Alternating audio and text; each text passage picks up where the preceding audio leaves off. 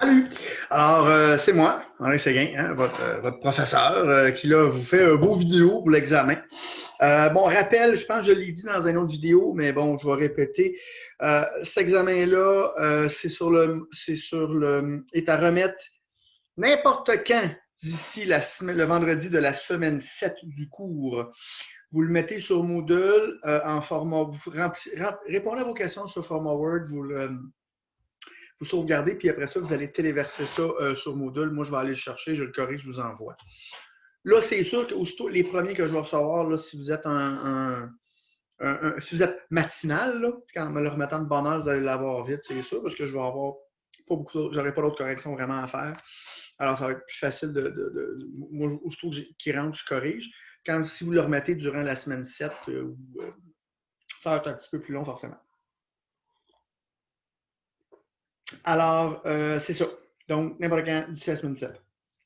En gros, c'est trois. Alors, ça porte sur le module sur le système général de la guerre et du conflit.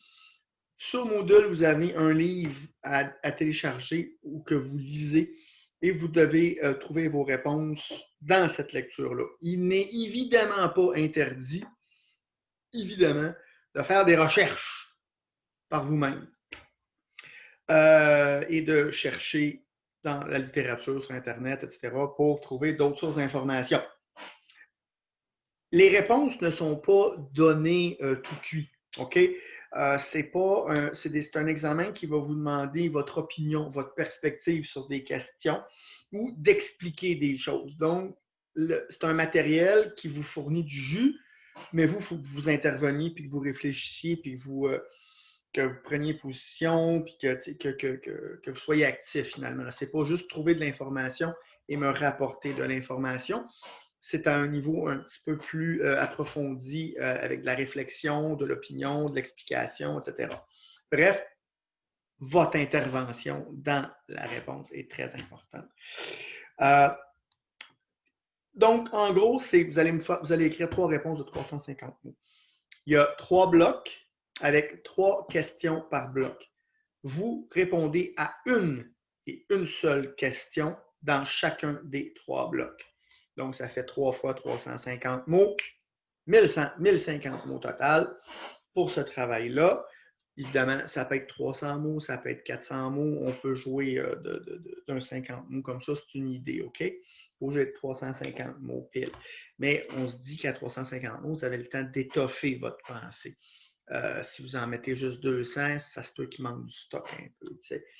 Puis au-dessus de 350, ben là, vous n'aurez pas été assez succinct. C'est quelque chose aussi qu'il faut développer, être succinct. Être succinct, c'est dire ce qu'on a à dire en peu de mots. C'est que c'est suffisant, on n'en a pas trop dit, c'est pas trop long. Puis c'est une aptitude qui est importante à développer parce que souvent, quand on vous demande des notes de brefage, des briefing notes, ou un mémo, le monde ne veut pas lire 80 pages.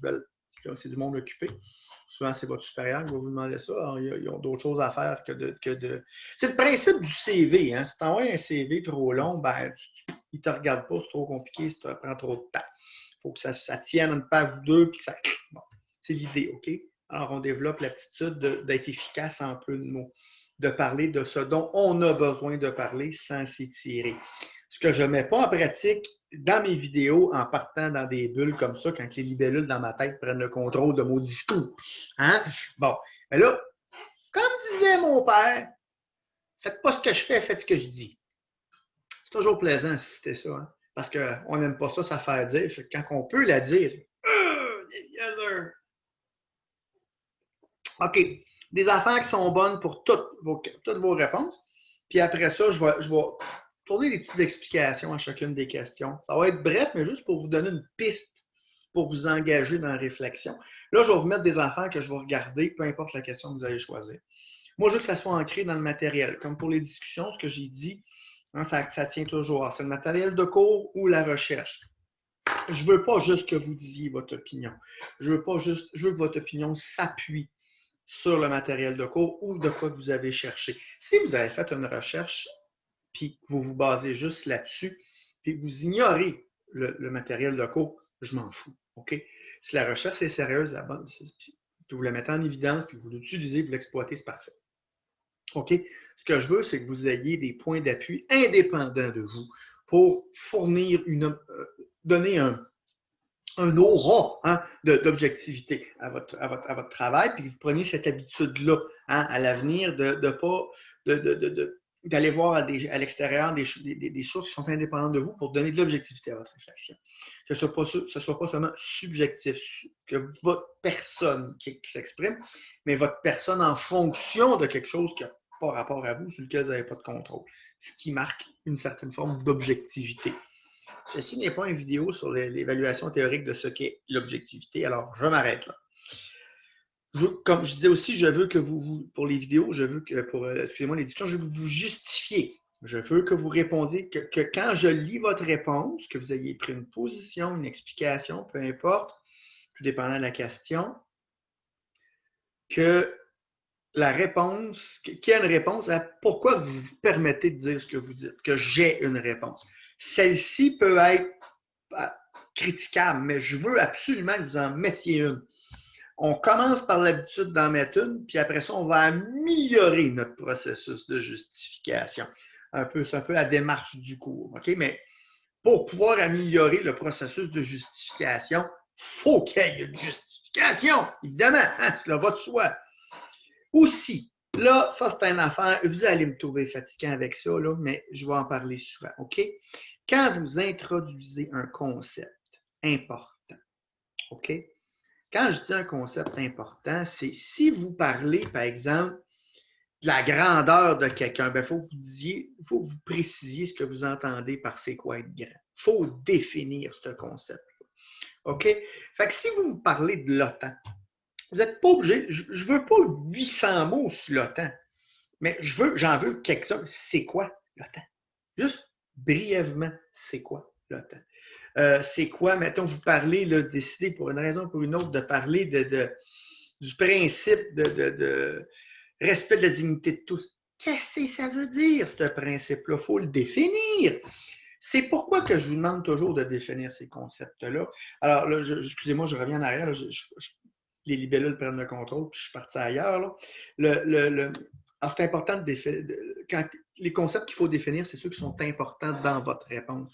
De quoi vous êtes en train de me parler? Puis, c'est quoi la pièce justificative? Hein? Si vous utilisez quelque chose dans votre justification, bien, définissez-le. Puis, si vous parlez d'un sujet, de quelque chose comme l'OTAN, l'ONU, être grand, prenez le temps de le définir. Dites ce que vous entendez par les choses pour être certain que, et c'est là les deux justifications, puis je vais vous les donner tout le long du cours quand je vais corriger, c'est quoi sur lequel on va revenir beaucoup, c'est une habitude à prendre qui est très importante. Premièrement, c'est une question de communication. Vous vous assurez que votre interlocuteur est à la même page que vous. OK? Et aussi, c'est une question de logique. Mettons que moi, je veux vous dire, je vous présente Bismarck, puis je veux vous montrer que Bismarck est un chien. Si on ne sait pas c'est quoi être un chien, on ne peut pas être d'accord avec moi que Bismarck en est un. Il faut qu'on sache d'abord ce qu'est un chien. Après ça, on regarde Bismarck, et on dit, ben, Bismarck, c'est un chien à cause de telle affaire. Par exemple, c'est un animal à quatre pattes qui aboie. Mettons, je définis le chien comme ça. Je dis, un chien, c'est un animal à quatre pattes qui aboie. Bismarck est un chien parce que, regardez, Bismarck est un animal à quatre pattes qui aboie. Ouf! Et voilà, Bismarck est un chien. C'est pour ça qu'il faut définir. OK? Alors, il y a une raison de communication, on s'assure qu'on s'entende, puis une raison logique. Hein? Donc, de pouvoir démontrer quelque chose. Parce que moi, je vous demande de vous justifier. Pour que votre justification tienne la route, il faut qu'elle soit logique. Puis pour être logique, ben, il faut qu'on sache de quoi vous parlez pour pouvoir dire, ben oui, effectivement, il y a raison de dire que Marcel, en traitant quelqu'un de nom, n'a pas respecté sa dignité parce que pour respecter la dignité de tous, il faut encourager un environnement de travail qui est exempt de harcèlement. Puis intimider quelqu'un, c'est faire de l'harcèlement. Voilà.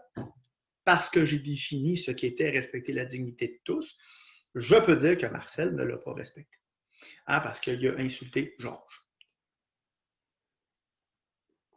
Très important. OK, ça, je vais y revenir tout le cours. Dans l'examen, sur le forum de discussion, je n'ai pas demandé de référence, je n'ai pas demandé de biographie.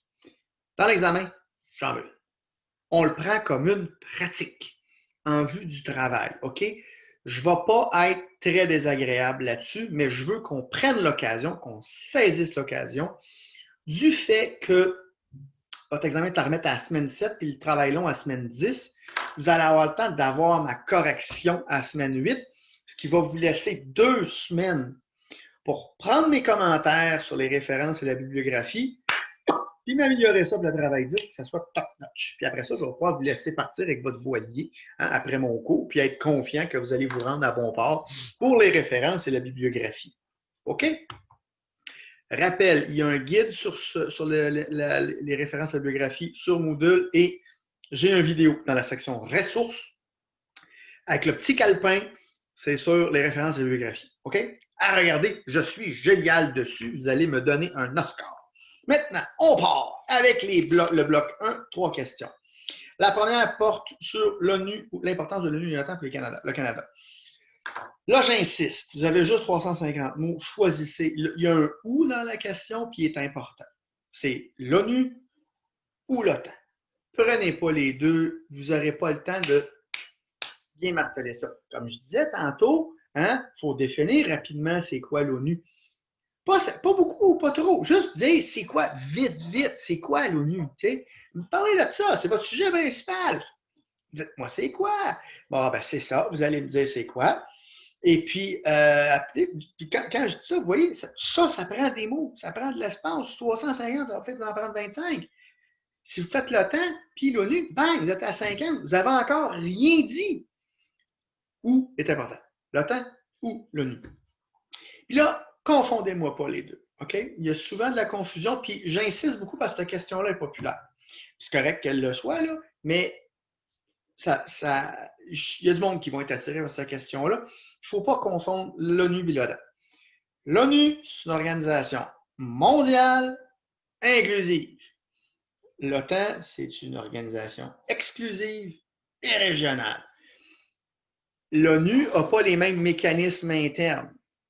Un vote au Conseil de sécurité, par exemple, pour une mission, n'oblige pas le Canada à y aller. Il a peut-être intérêt à y aller, mais il n'est pas obligé, légalement parlant. George W. Bush invoque l'article 5 de la Charte de l'OTAN. En 2001, le Canada a une obligation légale et morale d'y participer. Alors, il ne faut pas confondre les deux. Là, OK, ça c'est au niveau conceptuel. Excusez-moi, je me suis égaré. Qu'est-ce que je voulais dire? Oui, quand il est question de... Excusez-moi, j'ai besoin d'un document. Je vous parle en même temps, je ne veux pas que Excusez-moi, je suis vraiment désolé. J'ai perdu mon fil d'idée en même temps. Alors, vous voyez que je fais beaucoup de montage pour mes vidéos. Quand on parle de l'importance, OK? Essayez de pas laisser ça trop vague. De parler du gain que ça a pour le Canada, l'utilité qu'il y a. C'est quoi qu'est-ce que ça nous apporte? Qu'est-ce que ça nous rapporte? En quoi c'est quelque chose d'essentiel, par exemple, pour notre sécurité, exemple. OK? Voilà, c'est ça qu'il faut préciser un peu pour être sûr d'être dans la bonne... parce qu'importance, là, ça importe. Ça t'importe pourquoi? Encore là, pourquoi c'est important? Hein? Puis en faisant ça, ce qui est cool, c'est qu'en disant c'est important parce que voilà, la justification s'introduit. Si vous dites c'est important parce que ça contribue à notre sécurité, bang, vous avez votre filon pour votre réponse. Ça contribue à la sécurité du Canada. Là, vous pouvez développer ça. Vous direz en quoi ça contribue à la sécurité du Canada. Puis là, en faisant ça, vous dites pourquoi c'est important. Mais en précisant la nature de cette importance-là, vous avez votre fil conducteur pour votre réponse. C'est ça qui est génial. Hein? Vous voyez, ça vaut la peine des fois.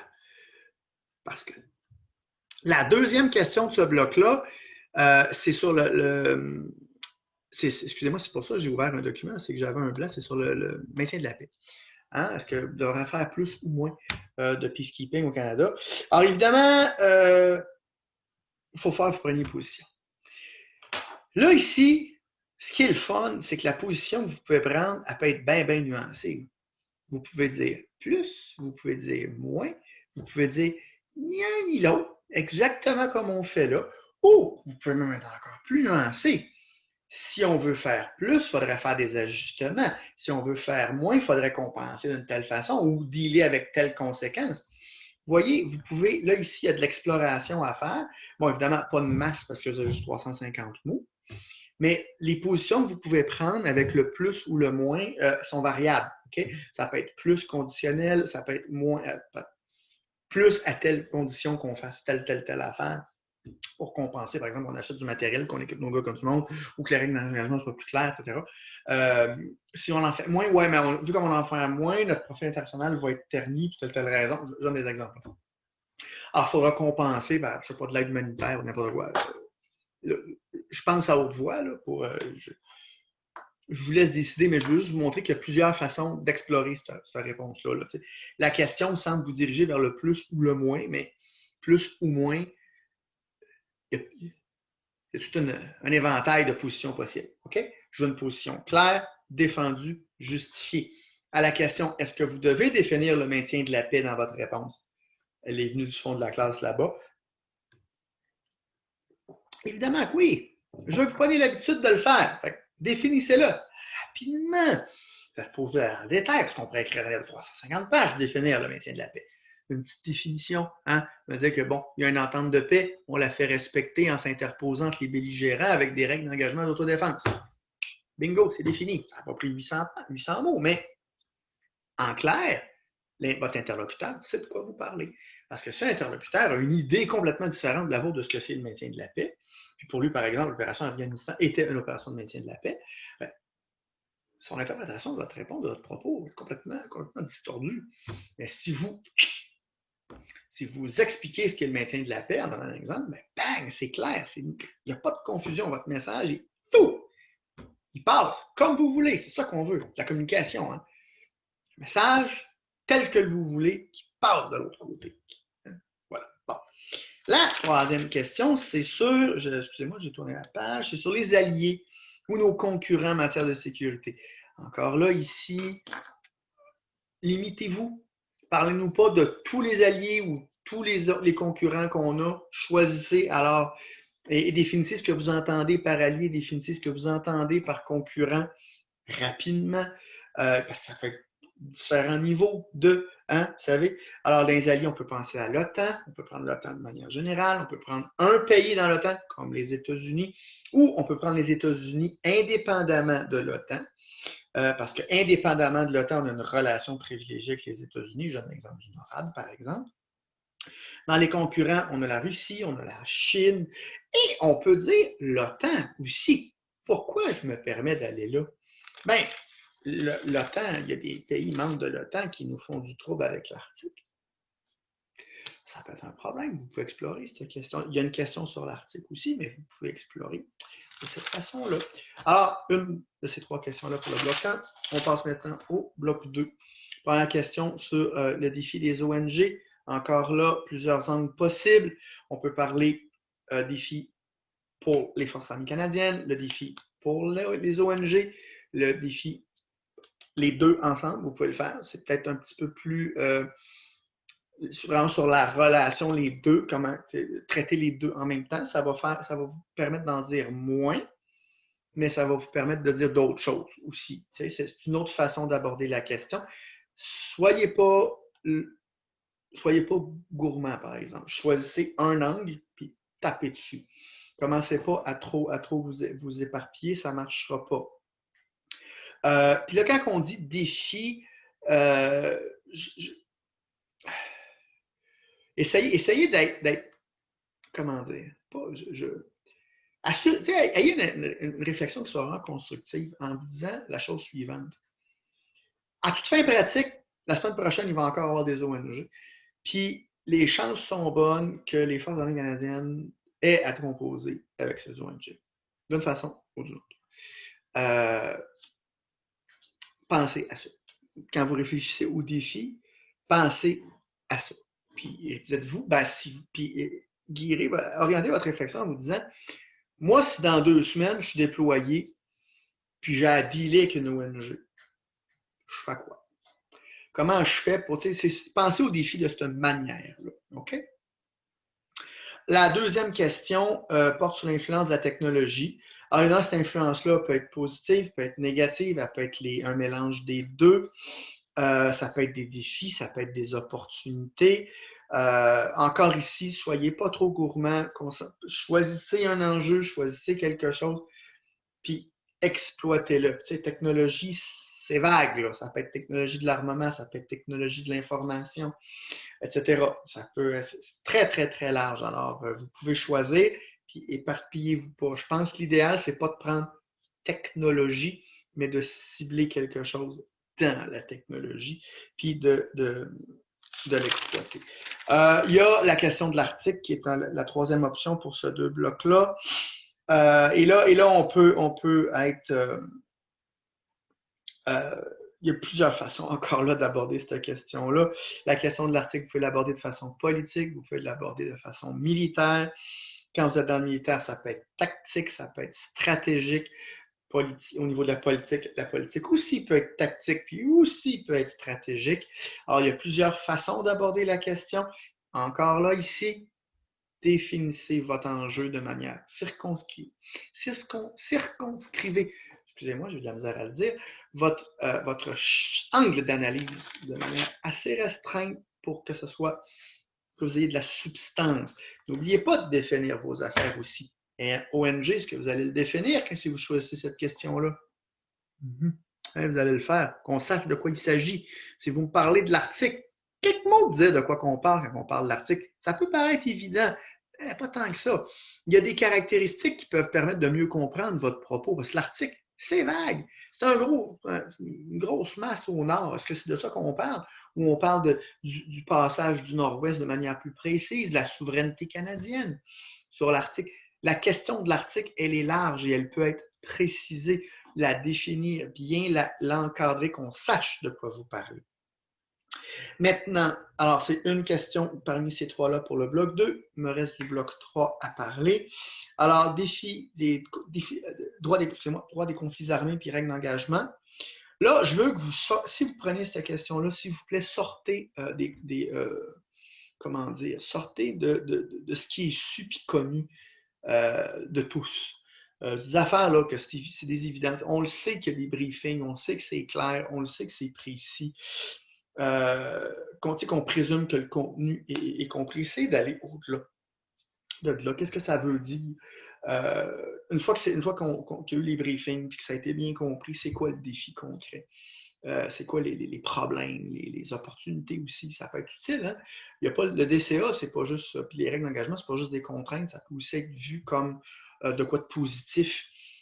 La question parle de défi, mais vous pouvez prendre la notion de défi puis en montrer l'opportunité, qu'il y a un gain à faire ça, que ça vous amène à agir d'une certaine façon, par exemple, dans un théâtre opérationnel, de sorte à avoir une meilleure relation avec la population, par exemple, je ne sais pas, ou d'avoir une caution morale, puis on peut faire un lien avec l'État ici aussi, qui est très intéressant, qui peut être utilisé puis pour mettre en lumière le défi, la nature du défi, son importance. Le partenariat civilo-militaire, c'est de l'amélioration. Alors, on cible l'amélioration de cette question-là. On vous demande de discuter de ce qui peut être fait pour que ça aille mieux. Donc, ça sous-entend qu'il y a peut-être ces partenariats-là, excusez-moi, je voulais aller vérifier que c'était vraiment amélioration. Donc, cette question-là vous oriente de la job à faire. S'il faut que je m'améliore, c'est parce qu'il y a de quoi que je fais qui n'est pas correct. C'est parce qu'il y a un problème. Il y a place à l'amélioration. Alors, si vous choisissez cette question-là, il faut vous parler de c'est quoi la place à l'amélioration et comment ça peut être amélioré. Alors, la question vous donne une liste de choses, une liste de tâches à faire dans la réponse qui est assez claire quand on parle d'amélioration. Alors, place amélioration, qu'est-ce qu'on veut pour améliorer? Hein? Problème, solution. Un peu la dynamique ici qui est à l'œuvre. L'intelligence culturelle, là, ici, il va falloir la définir, hein? Évidemment. Aussi, c'est une question qui vous offre aussi beaucoup d'opportunités parce que vous pouvez la regarder à l'interne, à l'intérieur des forces canadiennes, à l'intérieur du Canada ou à l'intérieur des forces canadiennes, quand les forces canadiennes agissent au Canada ou à l'intérieur de l'organisation. Et aussi, ben, ça peut évidemment être à l'externe quand on est déployé. Puis là, quand c'est déployé, ben, vous pouvez faire un lien entre l'organisation et le lieu où on est déployé. Donc, l'intelligence culturelle, vous pouvez prendre plusieurs angles. Il y a plusieurs façons de l'attaquer. Puis vous pouvez choisir, et encore là, ici, soyez pas trop gourmand. Choisissez-la, puis travaillez-la. Hein? On peut parler de gains, avantages, on peut parler de défis, on peut parler encore là, de différents angles qu'on peut le prendre. Puis, n'oubliez pas, pour toutes vos réponses, je veux que ce soit, je l'ai dit au début, mais je veux que ce soit ancré dans le contenu. Mais n'hésitez pas à appeler aussi de nourrir votre expérience. Hein? Parce que n'oubliez pas que je veux, ce cours-là a le but d'être utile jour 1. Puis ce module-là peut sembler déconnecté, mais il parle de choses dans lesquelles vous travaillez. Vous travaillez avec du monde de l'OTAN, vous travaillez pour l'ONU. Peut-être pas tout le monde, peut-être pas tout le temps, mais ça vous arrive. Ça peut aussi vous arriver, ça peut être de quoi vous avez entendu.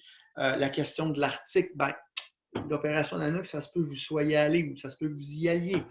Vous travaillez avec des rangers, vous allez travailler avec des rangers, avec les Américains. La technologie, vous dealez avec ça tous les jours. On est en train de le faire avec le cours. Les règles d'engagement, le droit des conflits armés, c'est des affaires avec lesquelles vous dealez tout le temps.